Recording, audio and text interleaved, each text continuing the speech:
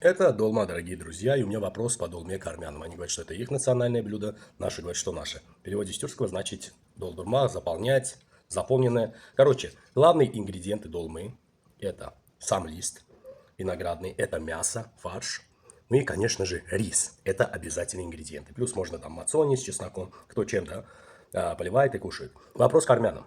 Как может быть долма вашей, если вы никогда в жизни не выращивали, не обрабатывали рис? В Армении нет ни одного квадратного метра рисовых полей, нет рисового производства и нет никакой фабрики по обработке риса. Как может быть это вашим блюдом, изобретенным вашими соотечественниками, если у вас в Армении не растет рис? В Азербайджане растет, и на нашей стороне, и за рекой, на той стороне, везде он растет, и в Лянкеране, и в Астаре. Ну и, конечно же, в Иране, в иранском Азербайджане он растет рис. А откуда у вас долма, если у вас не растет рис? Может быть, вы на нашей территории просто готовили наши блюда. И забрали к себе джигарис. Жовут.